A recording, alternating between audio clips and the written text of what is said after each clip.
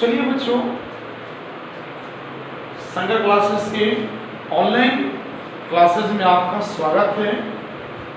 आज हम लोग एक टॉपिक शुरू कर रहे हैं जिस टॉपिक का नाम है सांख्यिकी। टॉपिक का क्या नाम है बाबू? सांख्यिकी। अंग्रेजी में कहते हैं इसको स्टैटिक्स।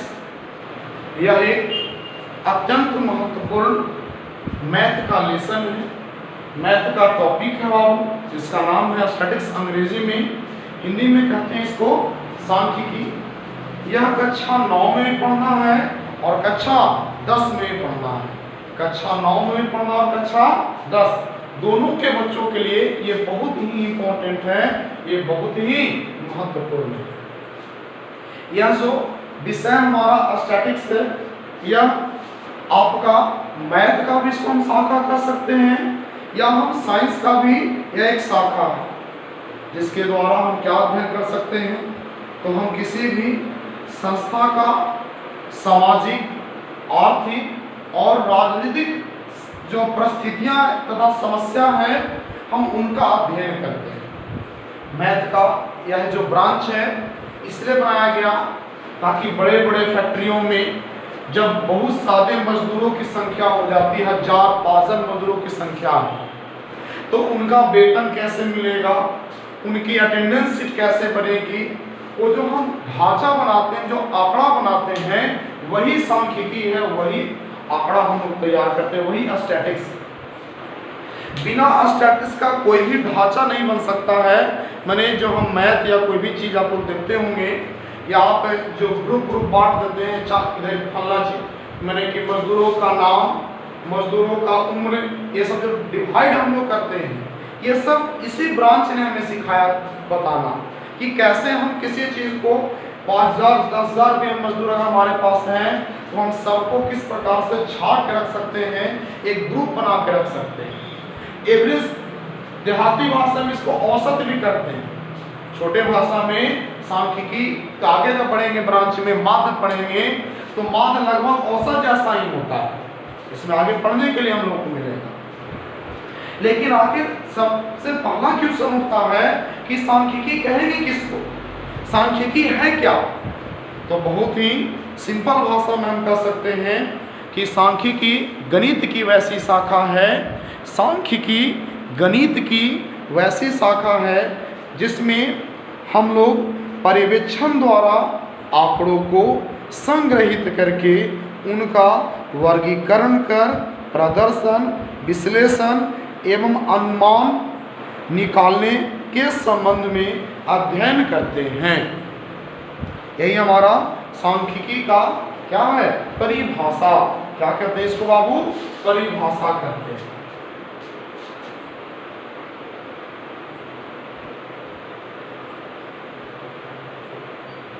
क्या लिखेंगे?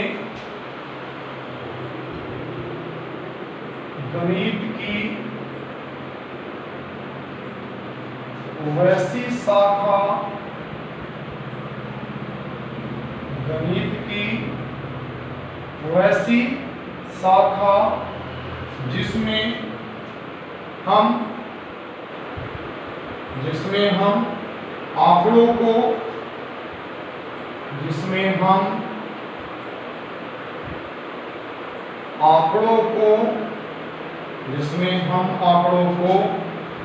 संग्रहित कर, आंकड़ों को संग्रहित करके उनका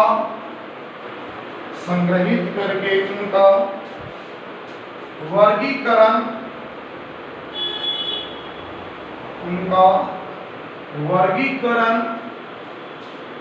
कर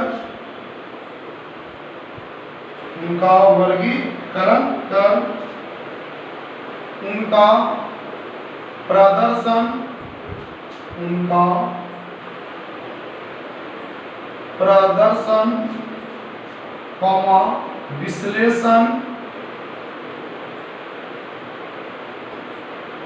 विश्लेषण या निष्कर्ष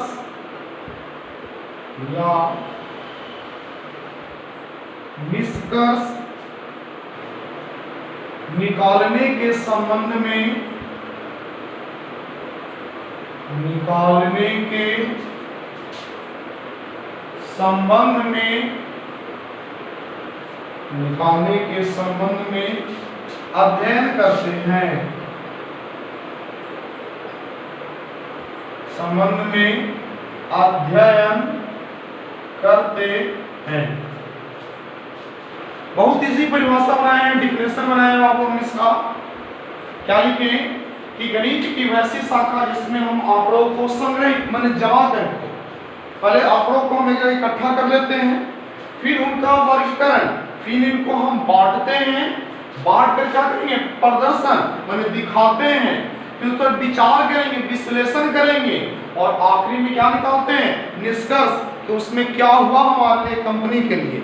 सबसे पहले सभी आंकड़ों को हम जमा करते हैं, जितने हमारे मजदूर होंगे उनके संबंध जितने भी आंकड़े होंगे सभी आंकड़ों को सर्वप्रथम जमा करेंगे।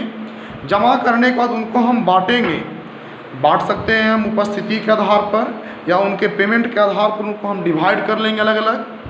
डिवाइड करने के बाद उनका हम निरीक्षण करेंगे कि कौन कितना पेमेंट ले रहा है, 10,000 पैसा लेने वाला कितना मजदूर है, 20,000 लेने वाला कितना मजदूर है, 50,000 लेने वाला कितना मजदूर है, लाख रुपये लेने वाला कितना मजदूर है। इसका हम विश्लेषण कर लेंगे और अंत में हम निष्कर्ष निकालेंगे कि हमारे कंपनी को मजदूरों को कितना पेमेंट करना पड़ रहा है, कितना हमारी आय है। तो यही हमारा सांख्यिकी है, इसी को हम सांख्यिकी में पढ़ने का प्रयास करें। दिक्कत ये जो सांख्यिकी विषय है वो सांख्यिकी में मुख्य रूप से माध्य को पढ़ा जाता है। सांख्यिकी में मुख्य रूप से हम किसको पढ़ते हैं, माध्य को पढ़ते हैं। सांख्यिकी में हम लोग मुख्य रूप से क्या पढ़ते हैं, माध्य को पढ़ते हैं। किसको पढ़ते हैं, माध्य को पढ़ते हैं बाबू। ये जो माध्य होता है ये दो प्रकार का होता है। माध्य कितने प्रकार का होता है, दो प्रकार का होगा। सांख्यिकी में मुख्य रूप से हम किसकी चर्चा करते हैं, माध्य का अध्ययन करते हैं, माध्य के बारे में पढ़ते हैं। और माध्य कितने प्रकार का होता है, दो प्रकार का। एक होता है गणितीय माध्य, पहला कौन है, गणितीय माध्य, और दूसरा है स्थिति संबंधी माध्य, स्थिति संबंधी माध्य। तो माध्य दो प्रकार के होते हैं, पहला है गणितीय माध्य और दूसरा है स्थिति संबंधी माध्य। ये जो स्थिति संबंधी माध्य बाबू यह भी दो प्रकार का होता है। स्थिति संबंधी माध्य क्या प्रकार के, दो प्रकार के। पहला का नाम है माध्यिका, पहला का क्या नाम है, माध्यिका, और दूसरा का नाम है बहुलक। माध्यिका और बहुलक। माध्यिका को हम लोग माध्यक के नाम से भी जानते हैं। माध्यिका को लोग क्या नाम जानते हैं, माध्यिका के नाम से भी जाना जाता है। ये जो गणितीय माध्य बाबू यह तीन प्रकार का होता है। गणितीय माध्य कितने प्रकार के, तीन प्रकार का होता है। सबसे पहला इसमें कौन है, तो समांतर माध्य। समांतर माध्य। दूसरा है बाबू हरात्मक माध्य, हरात्मक। और तीसरा होता है गुणोत्तर माध्य।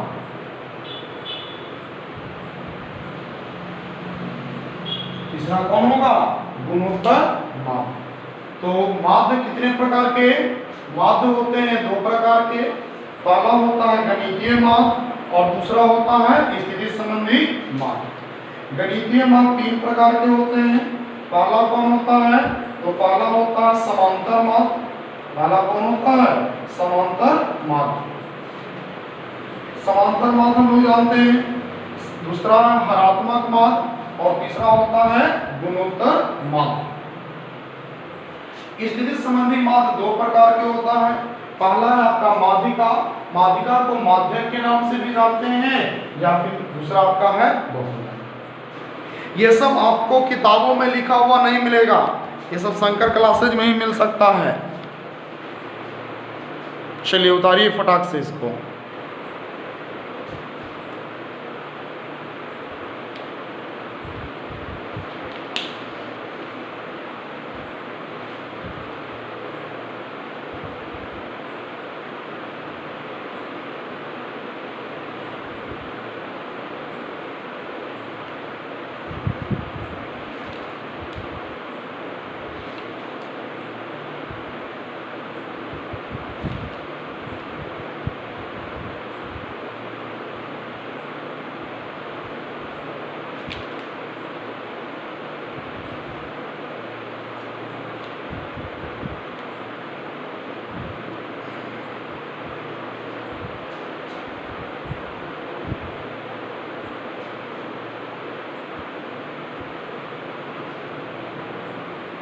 चलिए अब आगे बढ़ते हैं बाबू। अगर हम इसी में आगे बढ़ते हैं तो कहता है बाबू कि सांख्यिकी में कुछ पद का उपयोग होता है, कुछ चीज़ों का उपयोग होता है। अब हम उन चीज़ों का चर्चा करेंगे कि कौन कौन सा चीज़ उपयोग होता है।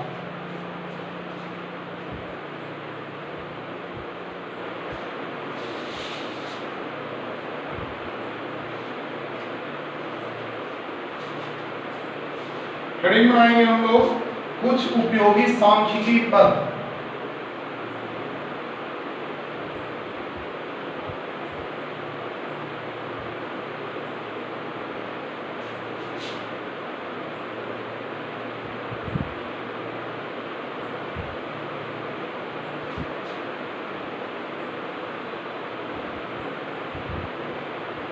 कुछ उपयोगी सांख्यिकीय पद।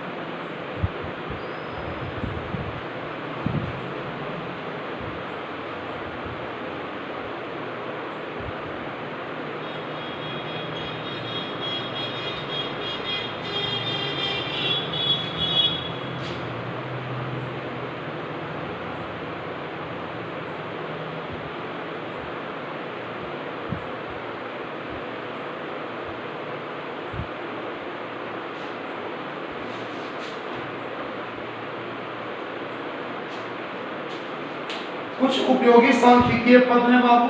चर, बारंबारता, मिलान चिन्ह, वर्ग अंतराल, परिसर, वर्ग चिन्ह, वर्गमाप और संचयी बारंबारता। इन्हीं चीजों का उपयोग होता है बाबू आपको सांख्यिकी में,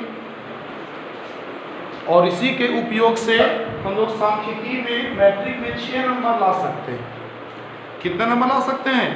6 नंबर हम लोग आसानी से एकदम मैट्रिक में ला सकते हैं, बिना किसी टेंशन का, बिना किसी सोच का। बहुत इजी है, आप आसानी से एकदम ला सकते हैं। चलिए उतारिए, बारी बारी सबको पढ़ेंगे।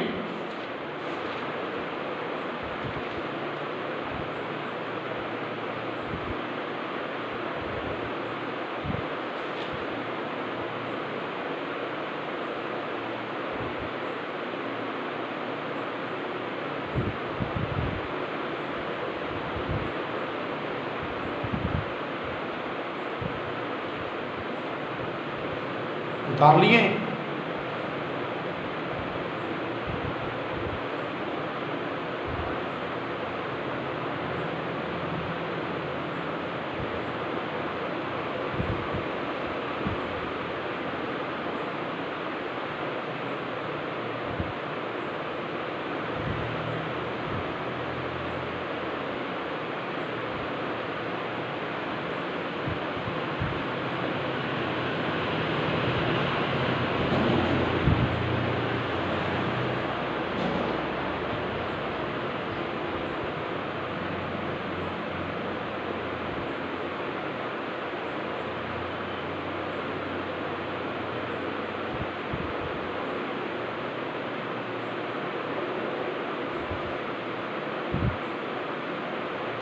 हेडिंग बनेगा बाबू अब चर। हेडिंग क्या बनाना है? चर।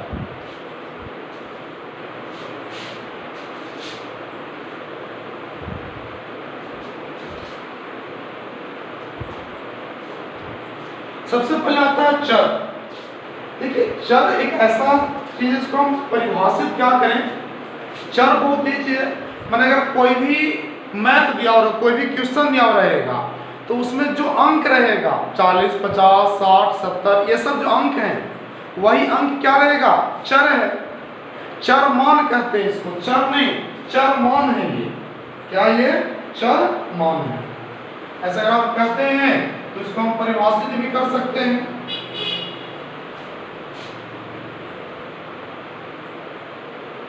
चर एक प्रकार का आइटम है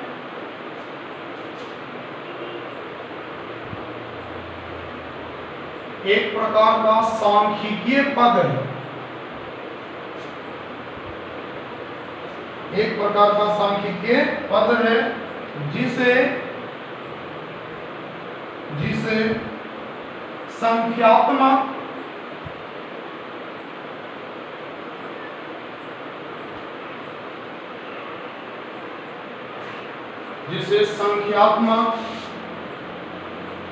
रूप में वर्णित जिसे संख्यात्मक रूप में वर्णित और व्यक्त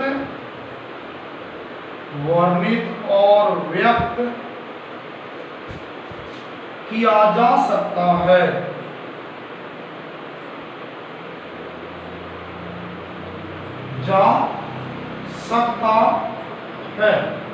क्या लिखा हो कि चर एक प्रकार का सांख्यिकीय पद है जिसे संख्यात्मक रूप में वर्णित और व्यक्त किया जा सकता है।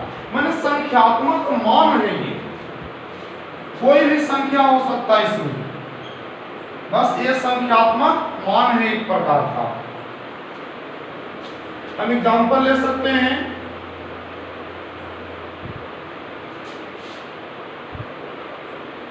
यदि किसी छात्र का किसी परीक्षा में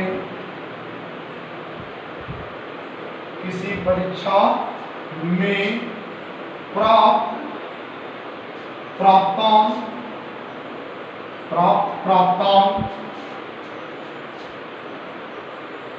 70, 84, 90, 80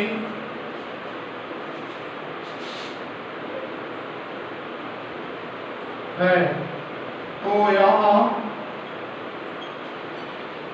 यहाँ 70, 84, 90, 80 चर मान होंगे।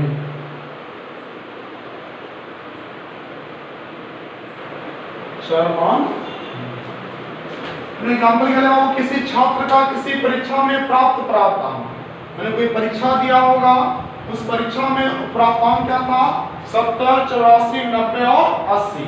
तो हमने बोला था कि पहले जो भी संख्यात्मक मान, ये भी संख्यात्मक मान है, ये क्या हो गया? चर मान। चलिए बताइए।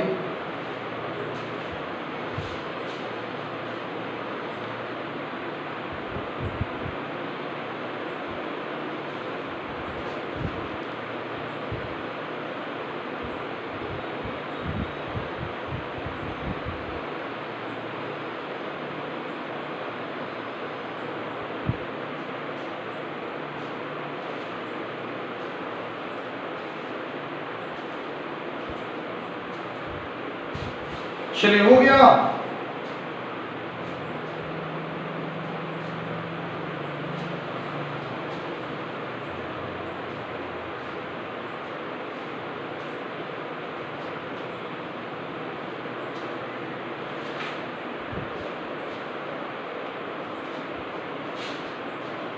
इसको मिटाइए, शर्मान खत्म हो गया।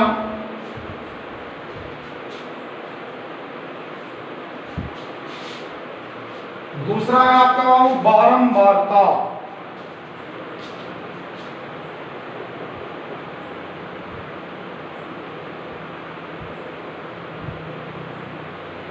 दूसरा क्या है? बारंबारता। चलिए समझिएगा, बहुत इजी है बाबू। नाम सुन रहे हैं बारंबारता, मैंने बार बार आना। बारंबारता का मतलब क्या होता है? बार बार आना। जैसे अगर ऐसा किया जाए बाबू कि मान लिया कि एक गणित के शिक्षक हैं, एक गणित के शिक्षक हैं और बच्चों को 10 दिन पढ़ाएं और 10 दिन में वो गणित का प्रॉब्लम सोल्व किए। पहला दिन 8 क्वेश्चन, दूसरा दिन 7 क्वेश्चन, तीसरा दिन फिर 8 क्वेश्चन, 10 क्वेश्चन ऐसे करके। ठीक, तो एक अंक कै बार आएगा?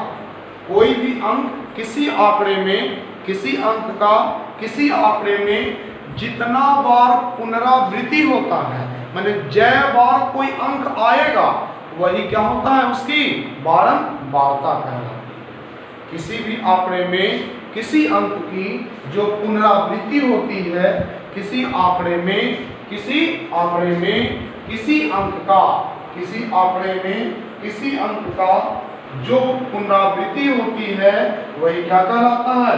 बारंबारता कहलाता है।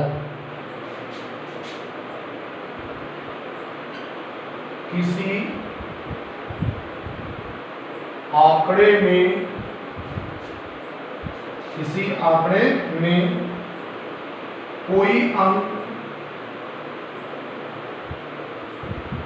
कोई अंक जितनी बार आता है, कोई अंक जितनी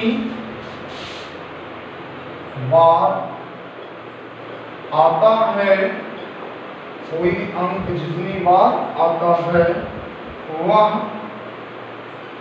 उस अंक की बारंबारता, उस अंक की बारंबारता कहलाती है। उस अंक की बारंबारता कहलाती है। जैसे गणित के शिक्षक द्वारा, गणित के शिक्षक द्वारा 10 दिनों में गणित के प्रश्नों का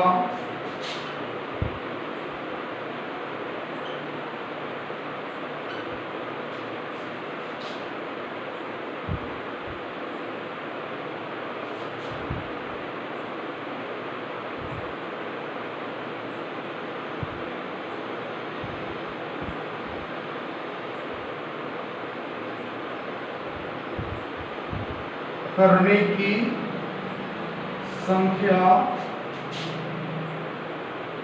निम्नलिखित है। निम्नलिखित है जैसे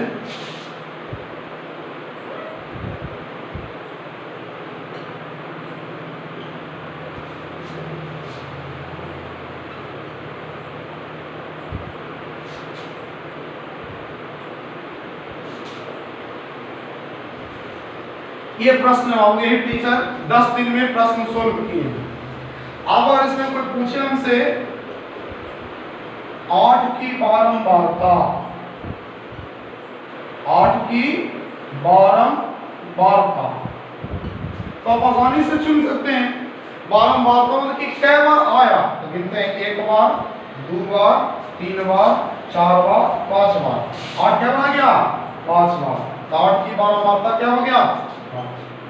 अगर कोई पूछे 7 की बारंबारता, 7 की बारंबारता, तो 7 क्या बनाया? एक बार, एक दो बार। अगर कोई पूछे 5 की बारंबारता, 5 की बारंबारता, 5 क्या बनाया? एक बार, तो एक लिख देंगे। 5 के अलावा क्या है? 6, तो 6 की बारंबारता, 6 भी क्या बनाया? एक बार आया। और 10 की बारंबारता, 10 भी क्या बनाया? एक बार आया। माने कोई भी अंक जितना बार आएगा, कोई भी अंक जितना बार आता है उसी को क्या कहते हैं? बारंबारता। क्या कहते हैं? बारंबारता।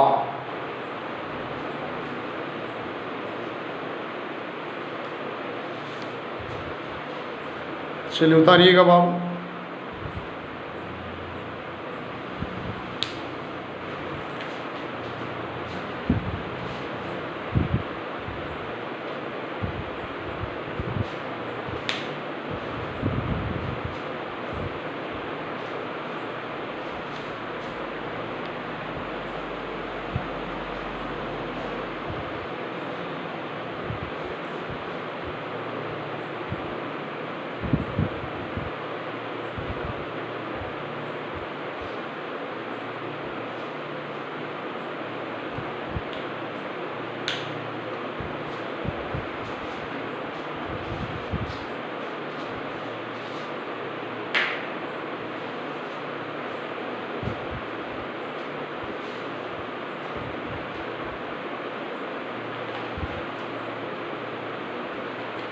हो गया। अब आ गया ये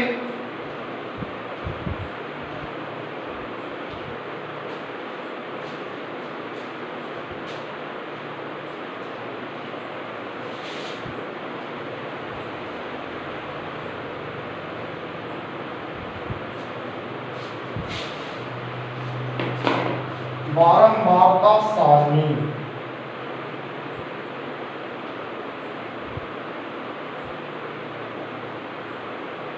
बारंबारता सारणी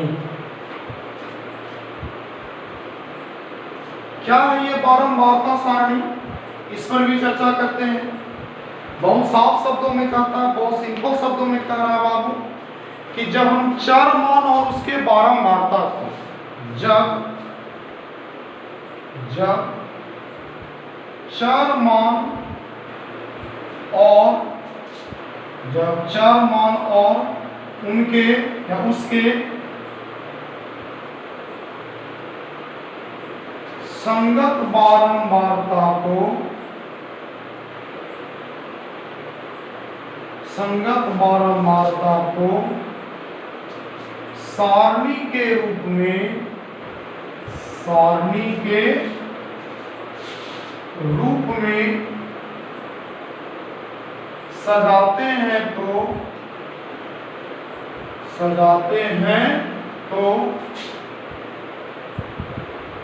बारंबारता सारणी का निर्माण होता है।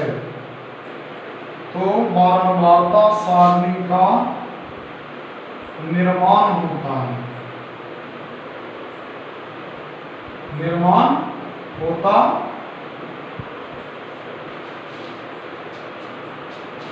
जैसे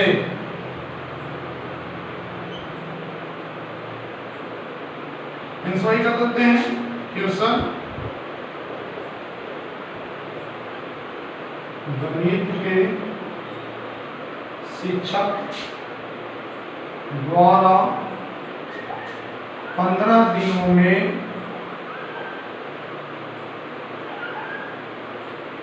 हल किए गए प्रश्नों की संख्या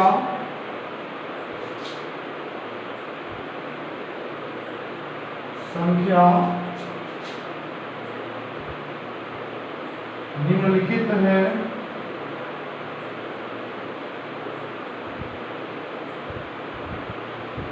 निम्नलिखित है जिसे सारणी द्वारा दिखाएं, जिसे सारणी द्वारा दिखाएं। 15 गुना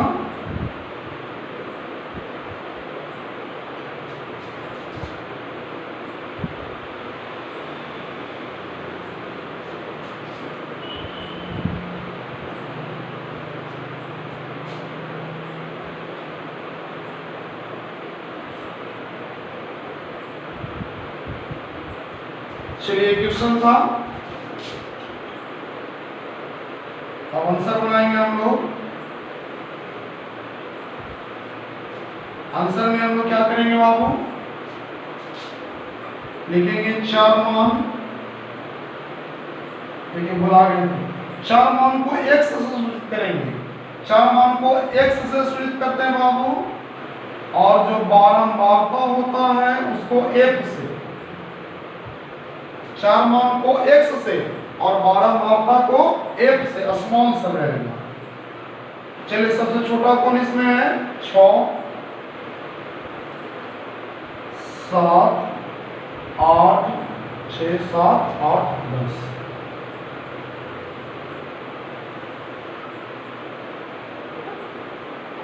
अब गिनते हैं 6 का एक है, 1 2 बार 6, 7 1 बार, 2 बार, 3 बार, 8 के बाद 1 बार, 2 बार, 3 बार, 4 बार, 5 बार।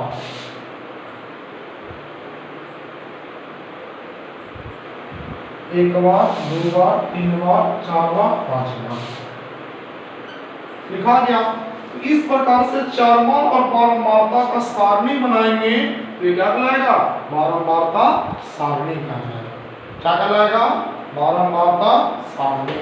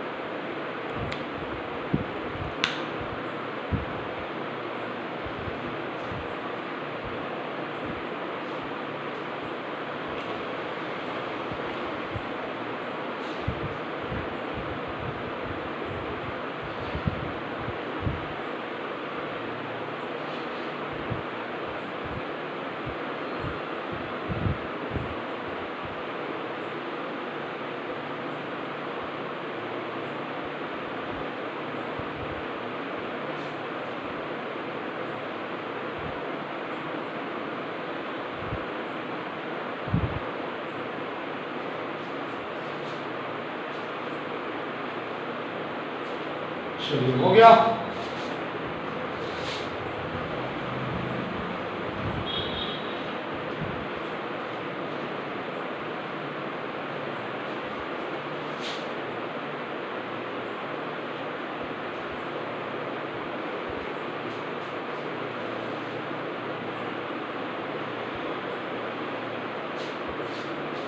आगे अगर बढ़ते हैं बाबू, जो बारंबारता सारणी होता है वह 2 प्रकार का होता है।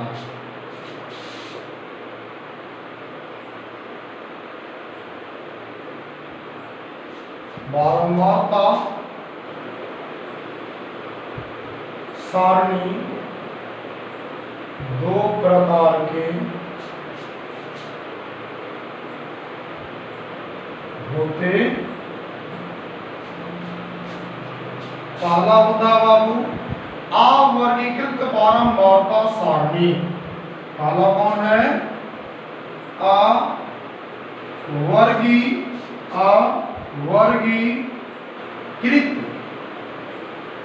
अवर्गीकृत बारंबारता सारणी। अवर्गीकृत बारंबारता सारणी। और दूसरा है वर्गीकृत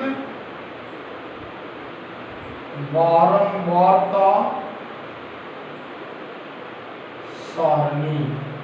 पहला होता है अवर्गीकृत बारंबारता सारणी और दूसरा वर्गीकृत बारंबारता सारणी।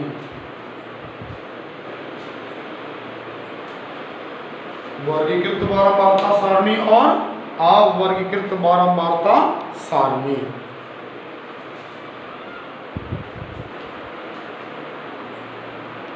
एग्जामिनेशन में अभी हम लोग एग्जामिनेशन में नहीं पहुंचे, बेसिक चल रहा है सांख्यिकी का, ये सब बेसिक है। बेसिक जब तक आपको पता नहीं रहेगा तब तक आप किसी भी चीज़ का स्टैंडर्ड लेवल का क्वेश्चन सोल्व नहीं कर सकते। ठीक, तब ये क्लास अभी और बेसिक चलेगा। ये फर्स्ट क्लास था सांख्यिकी का, अब ये क्लास और बेसिक, तब फिर 3 क्लास चाहिए लेसन में और ख़त्म हो जाएगा पूरा लेसन। कोई दिक्कत? चलिए बाकी अब अगले क्लास में अच्छे से पढ़िए, मन से पढ़ते रहिए।